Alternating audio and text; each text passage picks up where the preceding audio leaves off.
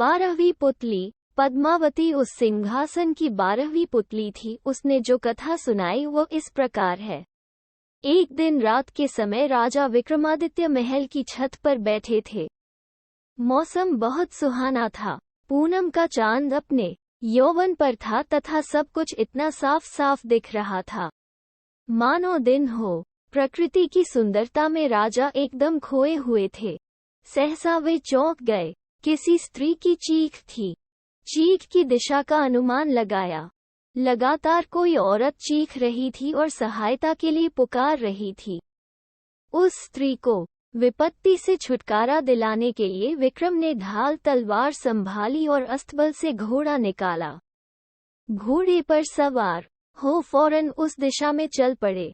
कुछ ही समय बाद वे उस स्थान पर पहुंचे। उन्होंने देखा कि एक स्त्री बचाओ बचाओ कहती हुई बेतहाशा भागी जा रही है और एक विकराल दानव उसे पकड़ने के लिए उसका पीछा कर रहा है। विक्रम ने एक क्षण भी नहीं गंवाया और घोड़े से कूद पड़े। युवती उनके चरणों पर गिरती हुई बचाने की विनती करने लगी। उसकी बाहें पकड़कर विक्रम ने उसे उठाया और उसे बहन संबोधित करके ढाल से बंधाने की कोशिश की। उन्होंने कहा कि वह राजा विक्रमादित्य की शरणागत है और उनके रहते उस पर कोई आंच नहीं आ सकती। जब वे उसे दिलासा दे रहे थे तो राक्षस ने अट्टहास लगाया। उसने विक्रम को कहा कि उन जैसा एक साधारण मानव उसका कुछ नहीं बिगाड़ सकता तथा उन्हें वो कुछ ही क्षणों में पशु की भांति चीर फाड़ कर रख देगा। ऐसा बोलते हुए वो विक्रम की ओर लपका। विक्रम ने उसे चेतावनी देते हुए ललकारा। राक्षस ने उनकी चेतावनी का उपहास किया। उसे लग रहा था कि विक्रम को वो पल भर में मसल देगा। वो उनकी ओर बढ़ता रहा। विक्रम भी पूरे सावधान थे। वो ज्यों ही विक्रम को पकड़ने के लिए बढ़ा, विक्रम ने अपने को बचाकर उस पर तलवार से वार किया। राक्षस भी अत्यंत फुर्तीला था। उसने पैतरा बदलकर खुद को बचा लिया और भिड़ गया। दोनों में घमासान युद्ध होने लगा। विक्रम ने इतनी फुर्ती और चतुराई से युद्ध किया कि राक्षस थकान से चूर हो गया तथा शिथिल पड़ गया। विक्रम ने अवसर का पूरा लाभ उठाया तथा अपनी तलवार से राक्षस का सर धड़ से अलग कर दिया। विक्रम ने समझा राक्षस का अंत हो चुका है, मगर दूसरे ही पल उसका कटा सिर फिर अपनी जगह आ लगा और राक्षस दुगुने उत्साह से उठकर लड़ने लगा। इसके अलावा एक और समस्या हो गई।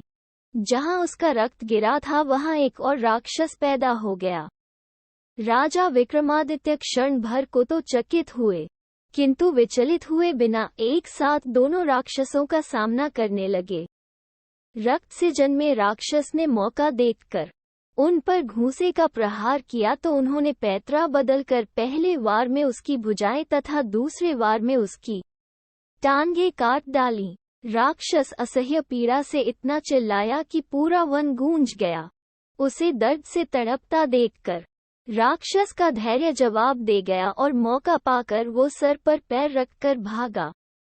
चूंकि उसने पीठ दिखाई थी, इसलिए विक्रम ने उसे मारना उचित नहीं समझा। उस राक्षस के भाग जाने के बाद विक्रम उस स्त्री के पास आए तो देखा कि वो भय के मारे कांप रही है। उन्होंने उससे कहा कि उसे निश्चिंत हो जाना चाहिए और भय त्याग देना चाहिए, क्योंकि दानव भाग चुका है। उन्होंने उसे अपने साथ महल चलने को कहा ताकि उसे उसके माँ बाप के पास पहुंचा दे। उस स्त्री ने जवाब दिया कि खतरा अभी टला नहीं है, क्योंकि राक्षस मरा नहीं। वो लौट कर आएगा और उसे ढूंढकर फिर इसी स्थान पर ले आएगा। जब विक्रम ने उसका परिचय जानना चाहा, तो वो बोली कि वो सिन्हुल द्वीप की रहने वाली है और एक ब्राह्मण की बेटी है।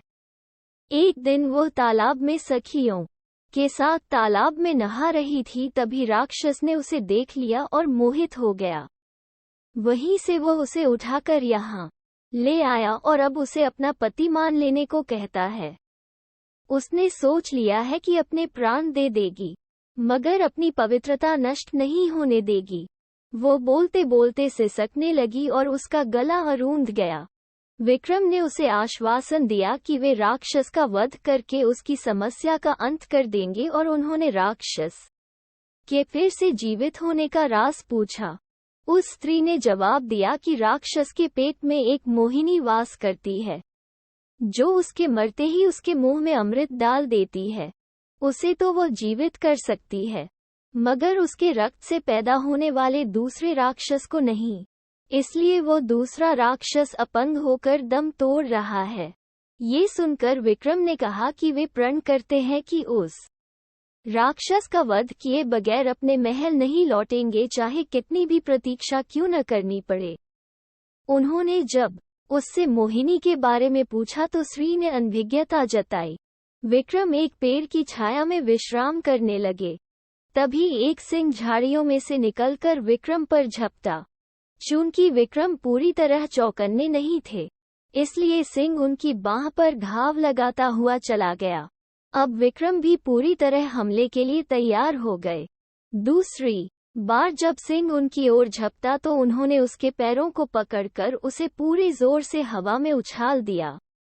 सिंह बहुत दूर जाकर गिरा और क्रुद्ध होकर उसने गर्जना की। दूसरे ही पल सिंह ने भागने वाले राक्षस का रूप धर लिया। अब विक्रम की समझ में आ गया कि उसने छल से उन्हें हराना चाहा था। वे लपककर राक्षस से भिड़ गए। दोनों में फिर भीषण युद्ध शुरू हो गया। जब राक्षस की सांस लड़ते लड़ते फूलने लगी, तो विक्रम ने तलवार उसके पेट में घुसेड़ दी। राक्षस धरती पर गिरकर दर्द से चीखने लगा। विक्रम ने उसके बाद तलवार से उसका पेट फाड़ दिया। पेट फटते ही मोहिनी कूदकर बाहर आई और अमृत लाने दौड़ी। विक्रम ने बेतालों का स्मरण किया और उन्हें मोहिनी को पकड़ने का आदेश दिया। अमृत न मिल पाने के कारण राक्षस तड़पकर मर गया। मोहिनी ने अपने बारे में बताया कि वो शिव की गणिका थी, जिसे किसी गलती की सजा के रूप में राक्षस की सेविका बनना पड़ा। महल लौटकर विक्रम ने ब्राह्मण कन्या को उसके माता पिता को सौंप दिया और मोहिनी से खुद विधिवत विवाह कर लिया।